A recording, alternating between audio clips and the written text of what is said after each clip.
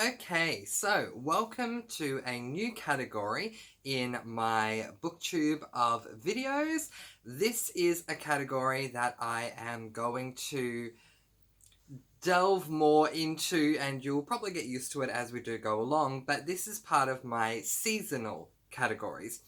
So, if you have not seen a booktuber before, or booktuber, I really should say tuber because I'm Australian. If you have not seen a booktuber before, then maybe you have not come across this concept. Basically, what happens is I discuss what I have been reading, or in this video, what I have not been reading, at the end of each season, what I have done throughout that particular season. So, summer is coming to an end. In fact, I'm about a week away, or we are about a week away from finishing summer. So, with my seasonal videos, I am going to do a seasonal wrap up where I discuss all of the books I've read that season. And that video will come at the end of this week. We will also have this kind of video, which is called the seasonal DNF video. And in this video, I'm going to discuss with you the books that I have DNF'd. And for those of you who don't know what DNF stands for, it stands for did not finish. In other words, I started these books, but for whatever reason, I did not continue reading them, and I went on to read something else. So, here are my summer DMFs. Now, I do want to premise this before I do go any further by saying that we are a whole week away from summer finishing, and I do have a book that I am about to read to close out the season, but I have pretty much convinced myself that I'm not going to be DNFing this one, and I don't think I will be because it is a book that started a TV show series that I absolutely love. So I am 90% sure that I'm not going to DNF that book, and that's why I feel that I have the leeway to start my DNFs early. Who knows what will happen at the end of autumn? Maybe I will wait until the end of the season before I do my seasonal DNFs, but with this time round, I do feel that I can discuss these with you because I really don't think I'm going to DNF that one. Anyway, that was a really long explanation for probably no reason. You probably don't care. You probably just want to see what I DNF'd and why. So let's get right into it. The first thing I need to premise this with for this particular season is that my season of reading started in the new year, and it actually started very late into the new year. I think I started about the second or third week of the new year. I started doing videos in the third week of the new year, but I started reading books for this year in the second week of the new year. So you're not going to get anything from December or the first week of January because I didn't read anything at that point. I had not started my goal setting until around week 3 of January anyway. So we do need to keep that in mind. But here we go. I DNF'd one book in January, and that book was Succubus Blues by Rochelle Mead. Now, this book I felt was really enticing. It actually came from the store that I worked at. I actually purchased this book last year, but I purchased quite a number of books last year and just didn't end up reading them because I didn't really have the time and, well, many other reasons that you're probably not even remotely interested in. But anyway, excuse me. But anyway, I saw this book on my shelf as a book that I had purchased last year, and I thought, hey, great book to start reading, Succubus Blues. I've never read a book about a succubus before, and it sounds really interesting. So let's get right into it and read this book. And I'm just holding it up close because I don't know if you can see it as far away when I hold it back. Anyway, the second thing that was really appealing to me about this book is that it's written by Rochelle Mead, who is the same author that wrote the Vampire Academy series. And I grew to love her after reading the first, I think I read 3, either 2 or 3 Vampire Academy series. So she became one of my favourite authors alongside J.K. Rowling and others that I'm not thinking about right now. Enid Blyton was another one as well.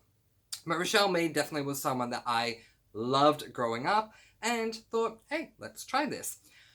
So, here's where it all crashed for me and I decided to DNF. This book is about a succubus. Yes, it is. And there's a bit of a glare coming off the book, so I do apologize, especially with the title. So I might just, I don't know, sit the book there, but you can't see it there. Just a moment. I'll try and fix that. Okay, that's one way to do it. There we go. Now it just sits there. Okay, so when I started reading this book, as I said, I was really excited to read it because 1, Rochelle Mead, 2, it's about succubi, which is the plural to succubus, and it does have a succubus in the book. However, I went into this book thinking that it was going to be about everyday succubi life in this world, and it was not. Okay? Now, again, I can't, well, not again, but I just kind of want to premise this by saying that when I DNF books, everything I say about, well, any book that I really talk about, it's subjective. It's my own personal opinion. You may love what you hear that I don't love, and for that reason, you might want to pick this book up. And wonderful. And if you do and you end up loving this book, if you get all the way through especially, please let me know. Like, what did you think? And was the ending good? And should I have kept reading it? Let me know. But for me, I wanted to see this succubus going around doing her job. Okay? Being a succubus. And I didn't get that. And I got halfway through the book, and to say that I was depressed is wrong, but the book was just coming across as really depressing, and I just really wasn't enjoying the read at all, because this particular succubus is not only a succubus, but she also has a job in Humanlandia, which, for those of you who don't know what that means, Humanlandia is a made-up genre that I came up with, which basically refers to any fantasy-style book that has the fantastical creatures in a human environment. And this succubus, who is a succubus, also has a daytime job working in, wait for it, a library. Now, I would love to personally work in a library. In fact, I did some recent research to work out how you can become a librarian, and suffice to say, you have to get some certificates before you can work in a library. But anyway, that is what it is. But explain to me, Rochelle Mead, why a succubus, someone as powerful as this lady who, I don't remember her name, Georgina, I'm just quickly reading off the blurb, Georgina, a succubus, like Georgina, needs to work in a library. To me, it just doesn't make any sense. Clearly it makes sense for Rochelle Mead because, hey, it's her world and that's what she wanted, but not for me. I think sometimes, and this is owing to some research I've done and looking at reviews from and vlogs from other booktubers, with YA, even sometimes with adult books, there is a select number of readers out there who want to read something that is relatable. And I don't fall into that category personally. If I'm going to read a book, I'm not necessarily reading it to escape, but it is an escape, or it should be at the very least. I should feel like anything that is normal for me is not going to occur in a book because I'm reading a book. I'm not going about my day-to-day life. I'm reading a book. I'm trying to get lost in this world. So, well, basically, this succubus finds out that there is a hunter on the loose that's trying to kill, I don't even remember who because it was a long time ago when I read it, like it was last month, but trying to kill at least succubi, and we spend all of what I read with her trying to work out, if she was trying to work out how to defeat the hunter, that would be fine. But it wasn't that. It was like 2 steps before then. It was her trying to work out how she could locate someone who would be, someone that she knew who would have these books that would be able to assist her to work out how to kill the succubi hunter. And honestly, it was just getting so boring for me. It's just not what I wanted from this book. That's not saying anything against Rochelle Mead. The book was an easy enough book to read. It's just that the plot bored me, and again, that's just me. You may love Humanlandia style books when it comes to YA fantasy. You may love that it is going to take an incredibly long time to reach end goal, whatever. But I don't. I much prefer a fast-paced book, or at least a medium-paced book, and not a slow-paced one. And if you're going to call a book succubus, I would hope that it would have a lot more involvement about succubi and how they work and what they do. And even though it slightly does, it really feels like that's the subplot to this story and not the actual premise or plot of the book. So that really annoyed me. Also from what I saw, there was an author that came into the library that she absolutely loves. He was there to do a reading, and she was meant to be showing him around, and so she gave him a tour of the city, and then they spoke about books that they love. Can you see where I'm going here? Like, I wanted to read a succubus book, and instead I'm reading a book about a succubus who is masquerading as a human. God only knows why. Again, it was not the book for me, and for the sake of me trying to keep reading and not stop myself from continuing to read, this book had to be DNF'd. The next book that I DNF'd this season was this one, 3 Dark Crowns. Now, this book I started reading in February when I was really hitting the ground running with my reading. I had gotten through a certain number of books by this point, and I was really proud of myself. This book had an amazing premise, and the premise is that there are 3 sister queens who are trying to rule, but only, I'm trying to move my hands, but only one sister can rule. Only one sister can wear the crown. So basically it was going to be a battle between the 3 sisters to see who would become the one ultimate ruler. Also, they have, each sister has their own power. So it is on the back, so I'm going to quickly read it. So there's Mirabella, a fierce elemental, can spark hungry flames with the click of a finger. Catherine, a poisoner, is known to be resistant to the deadliest of snake bites. And Arseno, I hope that's how you pronounce it. If I'm wrong, let me know in the comments section. A naturalist is rumoured to have the ability to bloom the reddest of roses. So, with their powers, and they would obviously be extended upon within the book, with their powers, basically they were going to battle each other, and one was going to survive and be the ultimate ruler. How amazing does this sound? I was so heavily into fantasy at this point that the fact that we were going to work with a royal category, and then also the fact that we were going to be working with what seemed like an amazing magic system and a battle to determine who was going to be the best magical ruler. Oh my god, what an amazing premise. Then I started reading this book, and the problem that I had with this book was the writing style. It was way too flowery for me. I'm just going to slightly move the book and hope it doesn't fall, so you guys can see me. I'm just going to pause, sorry. There we go, that's a little better. So, the writing style was way too flowery, and if you don't know what flowery writing means, it means that it is writing that makes you think, because it's not written in plain, easy to understand English. And that is where I don't appreciate the experience that I'm having, because I'm spending too much time trying to work out what the author is trying to say before I can then work with the plot that I'm working with. And so that is incredibly frustrating for me. The book is written in English, but it might as well have been written in a language that I did not understand.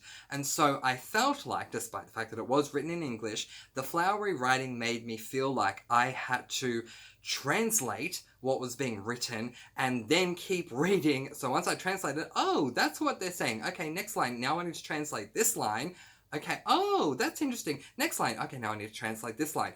And it was just too much. I will admit I did not get that far into this book. I believe it was page 14 that I finished on, and I actually ended up reading page 14 in my reading blog.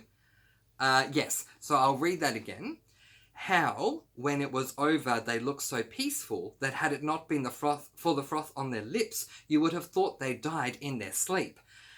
See, this is what I mean. It's not written in plain, clear English. Yeah, so how when it was over they looked so peaceful. See, in simple language you might say it was interesting that they looked so peaceful despite what they had gone through. Or that had not been for the list, you would have thought they died in their sleep.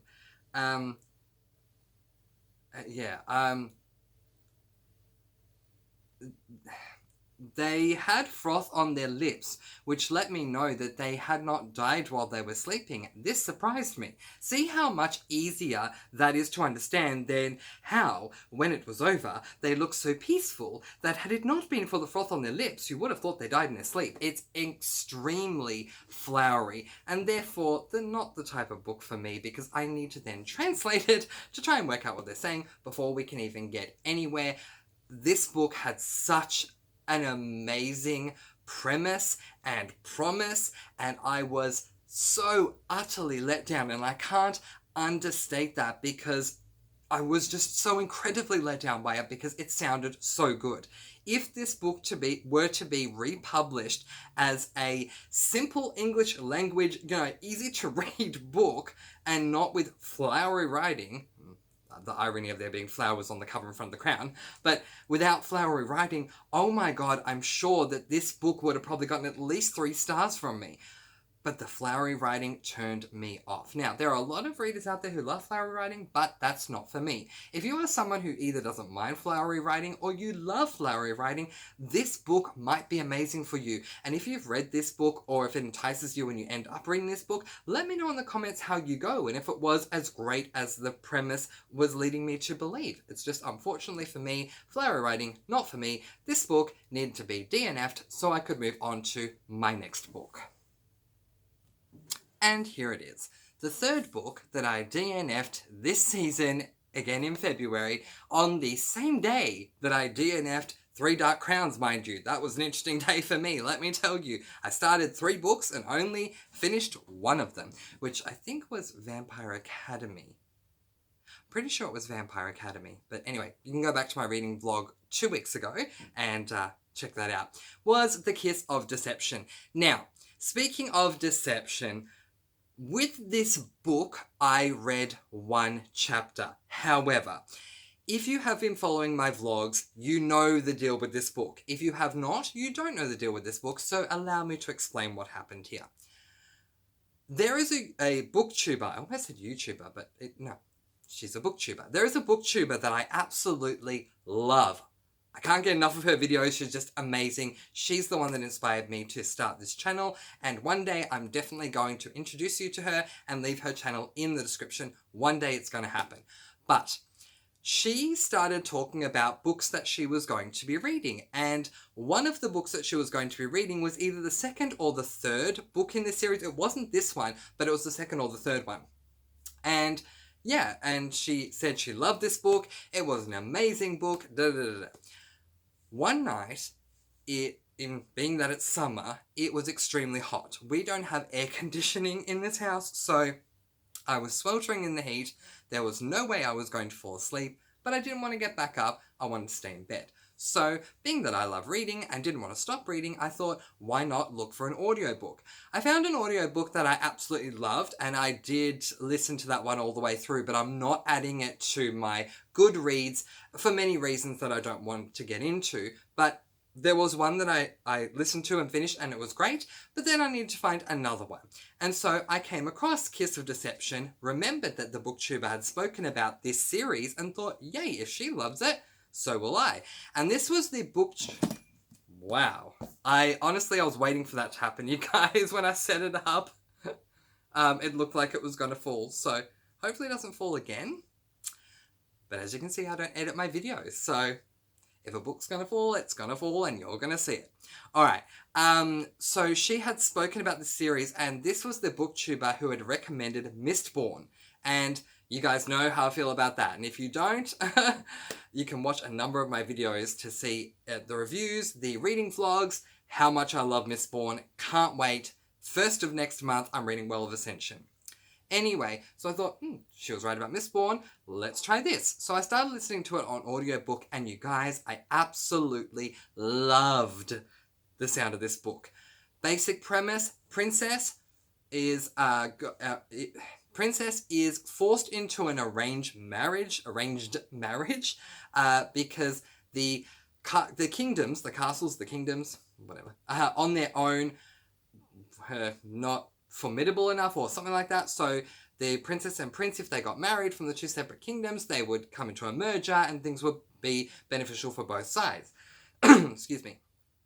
So everything goes on with the princess preparing for the wedding, but right before the wedding is due to take place, she sends everyone away except for her servant, and we then find out that her and her servant have plans that they're going to run away at the last minute, and so they do. And I loved this because I've read too many stories where the female characters have been really weak, and I don't like that. And I know this is a bold statement to make, but I am the biggest male feminist that I know. So I don't like, unless the plot is really amazing, I don't like books that have really weak female protagonists. I want to see strength in my female protagonists, and this female protagonist definitely had it by running away from this arranged marriage, and the book was amazing. I think I eventually got to sleep about 2.5 or so hours later, and I fell asleep listening to it. Woke up the next day and was glued to this audiobook. And I have to say that I got to the halfway mark or over halfway with the audiobook. Unfortunately, the book got to a little bit of a slump for me at this point because I just felt like it wasn't really going anywhere. Yes, there was some character development, but the plot itself just wasn't intriguing me. They managed to successfully run away, and then they end up in this town, and they started working for someone as incognito as she can, but it just was getting boring for me. As strong as she was, just wasn't for me. So I decided to DNF the audiobook. However, while I was so in love with the audiobook, I thought, why not put the physical book on reserve at my library? The day that I DNF'd this book, hours later, I received a text from my library, this book is available. So I took it as a sign from the gods, Mr. Fancy, you're meant to be reading this. So I went and picked it up and thought, okay, I'll start again. I'll listen to the audiobook while I'm reading it. Doing that was not a good experience for me because I read much faster than the narrator of the audiobook, so I DNF'd the audiobook halfway through the first chapter and then read the remainder of the first chapter. But by this point, there were so many faults and bad experiences that I had with this book that I was done, and I just didn't want to go back through the agony again of everything else that I'd already listened to about this book, knowing that I was gonna come to that lull once again. I just didn't want to do it. So I ultimately ended up DNFing this book, and yeah, I ended up DNFing this book the same day that I DNF'd Three Dark Crowns. Then I went on to read another book, which as I said, I think was Vampire Academy, and I got all the way through that one and absolutely loved it. So, you know, it's interesting. I did say in my very first video that I did that one of my goals for 2020 is if I don't like a book, I'm gonna DNF it. Because I grew up in a household where you don't DNF a book. If you're given a book, you are thankful and you read it because of how thankful you are to receive a book. So I had the goal this year, if I don't like a book, I'm going to stop reading it and pick up something else. And I'm so glad that I DNF'd 3 Dark Crowns and The Kiss of Deception in the one day to pick up Vampire Diaries and have such a wonderful reading experience with it. So it definitely was the right move for me. But if you like the idea of Runaway Princess, where it looks like it's a fantasy book, but honestly, it reads like a contemporary book because there were no magic systems, nothing to do with magic at all, to the point that I got to, then hey, you might love this book. She is a very headstrong female protagonist, and that's wonderful. It just wasn't the book for me. And the final book that I DNF'd this season, this month, was this one. Now, I'm a little bit scared, more scared than the other one this is going to fall over, so hopefully it won't. Let's try not to breathe too hard on the book. This book is called The Magician's Guild. I do not remember what the premise was, and now that I've DNF'd it, I didn't care to look back at what the premise was, but when I first read the premise of this book, I got really excited about it, and so again, I reserved this book from my local library. Now, there are books that I have reserved from my library that I absolutely loved. It's just 3 of the 4 of these came from my library and I DNF'd them. So I started reading it and it was okay. There was nothing wrong with it. We're following this, I assume she's the protagonist by the name of Sonia, and yeah, she's running through the streets and there's something going on, the streets are packed, and then these magicians come out, and everyone's trying to kill the magicians by throwing rocks at them or something like that, and it doesn't succeed. They don't succeed, so it sounds like the magicians are the bad guys, I don't know. And then Sonia throws a rock, and they're having these wards up, the magicians, and that's why the rocks aren't killing them. Sonia throws a rock, and it makes it past the wards, and harms one of them. So she is more powerful than everyone else, which is fine, but I was really hoping for a lot more. Enter into the next chapter where all the magicians from the guild are talking, they're having a meeting, and honestly, it was all types of wrong for me. One, I don't like, and again, all of this is subjective, it's all personal opinion, but I personally don't like when those with magical abilities, or let me say that again, that only the ones with magical abilities are the evil ones, and that's what it looked like they were doing. I just don't like that. At least if you look at something like Harry Potter, you have good and evil with magic. If you look at something like Charmed, which I've read some of the books of Charmed as well as seen the show, first and second one, prefer the first one in case you're wondering, you have good and evil with magic. In this one, it really looks like the magicians are evil and they're the only magical creatures, and I don't know why people want to harm them. And here's the thing, it really put the nail in the coffin.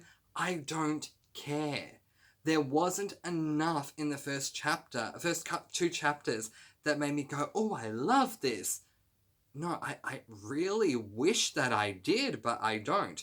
I tried to find an audiobook copy because I thought maybe that will help me, because I found Mistborn to be a bit of a struggle to begin with, the first couple of pages, only because I wasn't used to Brandon Sanderson's writing style.